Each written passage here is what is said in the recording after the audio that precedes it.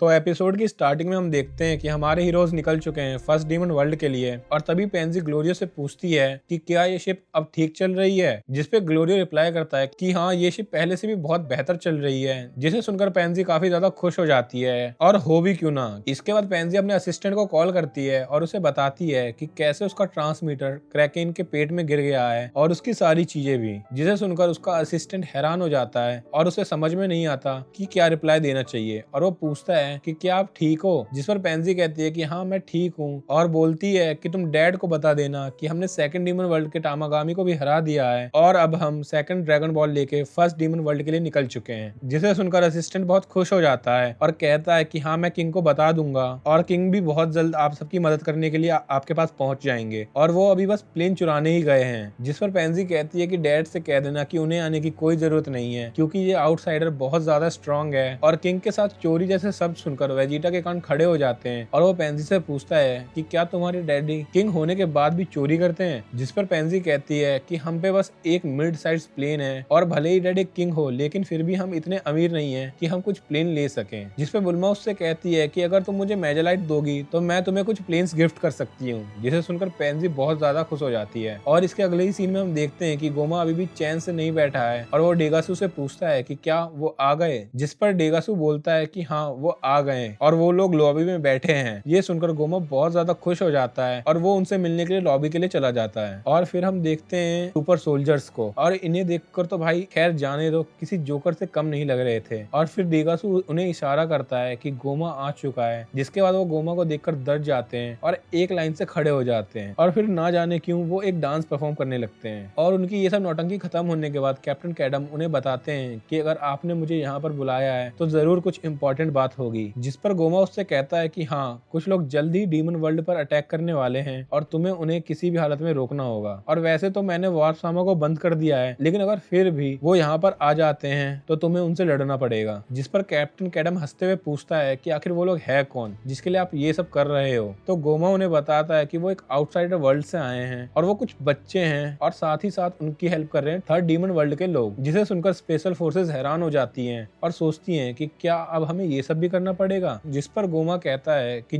अब जो भी हो तुम्हें उन्हें रोकना पड़ेगा। फिर कैप्टन कैडम कहता है कि अब वो जैसे भी हो आप उन्हें हम पर छोड़ दीजिए और आप जाकर एक अच्छी सी बात लीजिए या फिर अपने खिलौने से खेलिए। और ऐसा बोलकर वो लोग बहुत जोर से हंसने लग जाते हैं। भाई राजा की ऐसी बेइज्जती, मतलब क्या चल रहा है आखिर। और उन्हें हंसता देखकर डेगासू उन पर चिल्लाता है कि हंसना बंद करो, तुम उन्हें हल्के में नहीं ले सकते। ये वही है जिन्होंने माजिन बू और तामागामी 2 और तामागामी 3 को हराया है। और ये सुनकर वो थोड़ा सा सीरियस हो जाते हैं। तभी उनमें से एक कहता है कि ऐसा हो ही नहीं सकता, आखिर एक बच्चा इन दोनों को कैसे हरा सकता है। और इनकी बातें सुनकर वो लोग फिर से हंसने लग जाते हैं। जिस पर डेगासू उन पर जोर से चिल्लाते हुए कहता है कि ये कोई मजाक नहीं है। और गोमा उन्हें कहता है कि अगर उन्होंने एक भी कदम पैलेस में रखा तो तुम इस पैलेस को रिपेयर करना पड़ेगा। और ऐसा कहकर वो वहां से चला जाता है। और उसके जाने के बाद वो सारे सोल्जर सोचते हैं कि क्या सच में ऐसा है। और फिर उनमें से एक कहता है कि ऐसा नहीं हो सकता, शायद उन्हें कोई गलतफहमी हुई होगी। और वो लोग फिर से जोर जोर से हंसने लगते हैं। और दूसरी तरफ हम देखते हैं कि हमारे हीरोज वार्पसामा के सामने खड़े होते हैं और सोच रहे होते हैं कि उनके साथ कुछ गलत तो नहीं हुआ, क्योंकि वो जरा सा भी नहीं हिल रहे होते हैं। तभी नेवा कहते हैं कि शायद वो सब समझ गए हैं कि गड़बड़ क्या है, लगता है गोमा ने वार्पसामा को बंद कर दिया होगा। और ये सुनकर वो सब लोग हैरान हो जाते हैं। जिसके बाद गोकू बाहर चेक करने के लिए जाता है और वो अपने पावर पोल से उन्हें उठाने की कोशिश भी करता है लेकिन उससे कुछ फर्क नहीं पड़ता। और अब सब लोग परेशान होते हैं क्योंकि अब फर्स्ट डीमन वर्ल्ड में जाने का कोई और रास्ता बचा नहीं था। तभी सुप्रीम काय बताते हैं कि सिर्फ एक ही रास्ता है जो फर्स्ट डीमन वर्ल्ड की तरफ जाता है और लेकिन वो भी एक पावरफुल शील्ड से लॉक्ड है। और ये सुनते ही गोकू बिना कुछ सोचे समझे अपनी पावर पोल को शील्ड की तरफ एक्सटेंड करता है। जिसे देखकर पेंजी उस पर गुस्सा होती है और कहती है कि क्या तुम पागल हो गए हो, ये तुम क्या कर रहे हो, अगर तुम उस शील्ड को छुआ भी तो तुम जिंदा बचकर नहीं आ पाओगे। और इससे पहले कि पेंजी कुछ और बोल पाती पावर पोल शील्ड को टच कर देता है और ऐसा होते ही उसमें से एक इलेक्ट्रिसिटी निकलती है जो कि पावर पोल से होते हुए गोकू को लगती है। और मुझे नहीं लगता कि गोकू इस स्टेज पे इतना पावरफुल है कि वो उस लाइटनिंग को झेल पाता, और हुआ भी कुछ ऐसा ही। लाइटनिंग लगते ही गोकू बेहोश हो जाता है और टनल की तरफ गिरने लगता है, और उसे गिरता देख पेंजी बहुत जोर से चिल्लाती है, जिसके बाद नेवा बाहर आते हैं और वो एक मंत्र पढ़ने लगते हैं। और उन्हें मंत्र पढ़ता देख पेंजी को समझ ही नहीं आ रहा होता है कि वो करना क्या चाहते हैं, लेकिन उन्हें देख के पिकोलो थोड़ा स्ट्रेस हो जाता है, क्योंकि उसे भी धीरे धीरे नेमी की लैंग्वेज याद आने लगी थी, और वो समझ जाता है कि नेवा क्या करना चाहते हैं।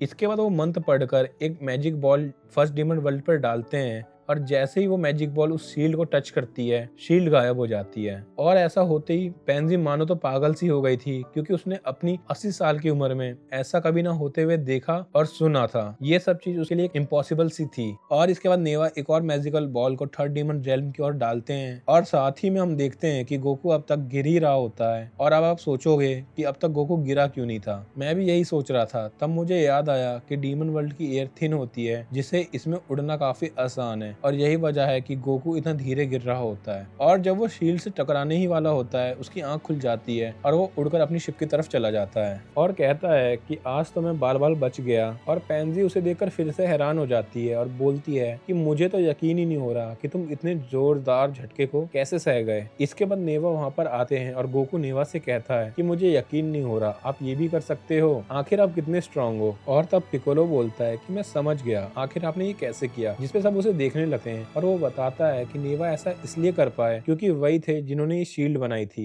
फिर नेवा बताते हैं कि उन्होंने ऐसा इसलिए किया क्योंकि पहले के टाइम में थर्ड डीमन वर्ल्ड के लोग जब काफी शांत और आसान जिंदगी जीते थे, लेकिन सेकंड और फर्स्ट डीमन वर्ल्ड के लोग बार बार आकर उन्हें परेशान करते थे, और इसी वजह से नेवा ने शील्ड बना दी थी। और इसलिए वहाँ पे वारसामा को रखा गया था, जिससे कुछ गिने चुने लोग ही डीमन वर्ल्ड में ट्रेवल कर सके। ये सुनकर पिकोलो से कहते हैं कि शायद ही कोई नामी को जो ऐसा कर सकता है जो आपने आज किया, आप सच में महान हो। ये सुनकर नेवा हंसने लग जाते हैं, और इसके बाद वो लोग वहां से फर्स्ट डीमन वर्ल्ड के लिए निकल जाते हैं। और इसके अगले सीन में हम देखते हैं कि शील्ड के ही हट्टे डेगासू को कुछ एहसास होता है, लेकिन उसे समझ नहीं आ रहा होता कि आखिर हुआ क्या। और जब वो गोमा से इसके लिए पूछता है तो गोमा कहता है कि मैंने तो कुछ महसूस नहीं किया और मुझे ऐसे डराना बंद करो। इसके बाद के सीन में हम गोमा की सबसे बड़ी जोकरों की टीम को मॉल में शॉपिंग करता देखते हैं, और वो सब वहाँ पे चिप्स के पैकेट ले रहे होते हैं, और उन सबको इतने चिप्स के पैकेट देख वहाँ पे आए हुए माजिन डू और माजिन को इम्प्रेस हो जाते हैं। तब कैप्टन कैदम उन्हें बोलते हैं कि तुम भी ये सब कर सकते हो जब तुम हमारी पोजीशन के हो जाओगे, और उनके पास एक चॉकलेट देखकर वो उन्हें गरीब समझते हैं और उस मॉल की सारी चॉकलेट उनके लिए लेने लग जाते हैं। पर जब बिलिंग की बारी आती है तो बिल देखकर वो उन्हें सिर्फ 2 चॉकलेट देकर चले जाते हैं और कहते हैं बच्चों को ज्यादा चॉकलेट नहीं खानी चाहिए। और इधर एरिन्स को भी डेगासू की जैसे सेम फीलिंग आती है, लेकिन एरिन्स समझ जाती है कि शील्ड हट चुकी है। और यहाँ हम देखते हैं कि शिप बहुत तेजी से नीचे जा रही होती है और ग्लोरिया शिप को सही से कंट्रोल नहीं कर पा रहा होता, और पेंजी उससे कहती है कि आराम से, वरना ये शिप टूट जाएगी। जिसपे ग्लोरिया उससे कहता है कि मैं कोशिश कर रहा हूँ,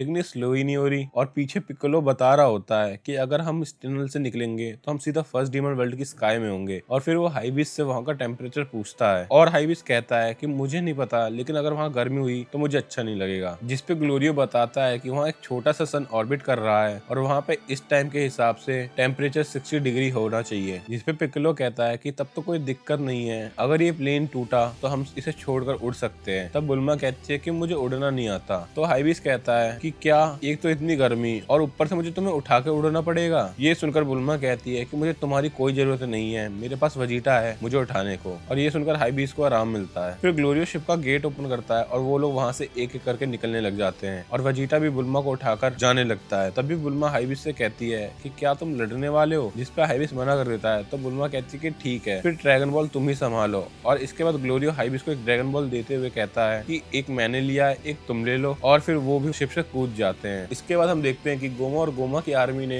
गोकू और उसके दोस्तों को देख लिया है, और गोमा की आर्मी अपने पूरे पावर से उनके ऊपर अटैक करती है, और यहीं पे एपिसोड का एंड हो जाता है। अब देखने वाली बात यह है कि क्या गोकू और उसके दोस्त अगले एपिसोड में गोमा की आर्मी से जीत पाएंगे। और साथ ही साथ अगला एपिसोड बहुत ही खतरनाक होने वाला है, क्योंकि उसमें हमें डीमन किंग डाबूरा के ग्लिम्स दिखने को मिले हैं, जिससे हमें पता चलता है कि अगले सीन में हमें डीमन किंग डाबूरा के बारे में भी दिखाया जाएगा। बाकी आपको वीडियो कैसे लगी मुझे कमेंट में बताना, और अगर आप भी ये सब देखना चाहते हो तो चैनल को सब्सक्राइब करो।